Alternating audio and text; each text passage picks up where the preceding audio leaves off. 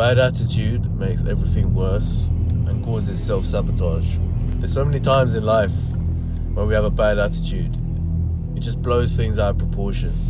Going to school, going to work, there's always been times where we've had a bad attitude. And it's not until we look back and think, things weren't so bad, but why was our attitude so bad at the time? Was it our mindset? Was it because we were forced to do something instead of it being our choice? When it comes to bad attitude, it got me thinking, as I was watching some of the tennis recently, I was exploring tennis and I was watching Kyrgios, the Greek-Australian tennis player. He's such a great player, but his attitude stinks. Like, he has the worst attitude out of all of the tennis players. He get into an altercation with the referee about whether a point went in or not. He'd argue his case, he might be in the right in that situation, but the point moves on and you should move on. You should move on to the next point. Because, yeah, a point is important, but at the same time, in the grand scheme of things, if you just moved on to the next point, you'd be in such a better stead. But what he'd do is he would basically throw his toys out the pram and he would almost welcome losing the next point, because then he could go, oh, okay, yeah, referee, look what you done. Look what you done, messing up the game so early on. You're doing that on the first game. Look what happened. So he's basically welcoming the opportunity to throw the game away because the referee fucked him over. And obviously emotions running high, sense of injustice. It's easy to look at things from a bird's eye perspective when you're not actually involved. But it's so glaringly obvious when you're watching it on the screen. All he needs to do is just move on from the point. Forget about the injustice, it's done. Fight the point at the time, but past that, you should not let it affect your game. And it always does, it always affects his game.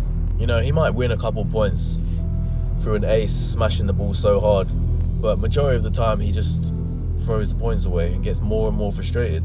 We've done this so many times in our lives. I've done this so many times when I've played sports in the past.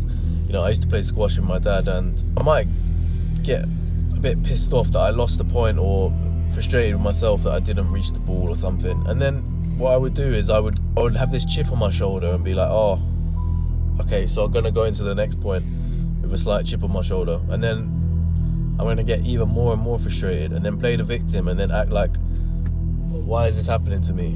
And it got me thinking about this as well, because I actually played squash recently a few months ago, and I had these same sort of thoughts in my head.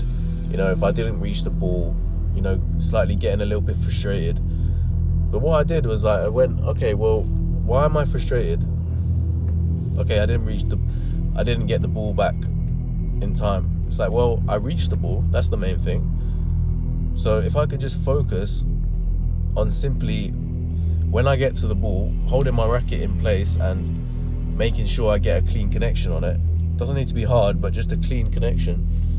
Well, I'm going to be better off next time. So it made me think of all the times when I've played the victim in the past. And the evidence is clear cut in front of us. Can you improve one thing and just get slightly better?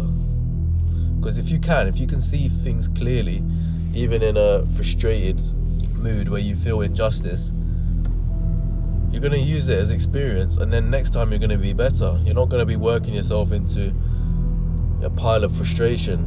We do this in life with everything we do, and that's why your mentality is so important.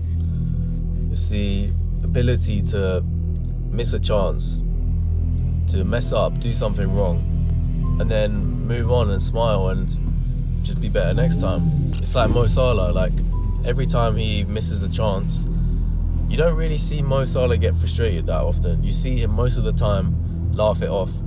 But this is so powerful because the next time he's not putting pressure on himself. So we can use this mentality of becoming better and not letting ourselves get wound up and play the victim. Because playing the victim is such an easy thing to do. It's so easy to go, oh, why me? Why always me? Don't give up your power and your control to external factors. Like, you're the one. If you can take responsibility and understand that, yeah, I can improve, it's such a liberating thing, because you can improve something and take back control of your life. You know, all the times in squash when I used to play the victim and think, oh, well, why can't I play the ball? I'm not good enough, and oh, it's my racket, or I'm tired today, that's why I'm not playing as well. All of these things, they just take the responsibility away from you. They put it onto external factors. But you don't want that. You want to lose a game and then go, okay, I lost to the better opponent, I can become better next time, instead of going, oh, you know, he cheated, or he did this, or, you know, the wind wasn't blowing the right way, you know, the weather wasn't good, you know, blaming all these things just takes away your power.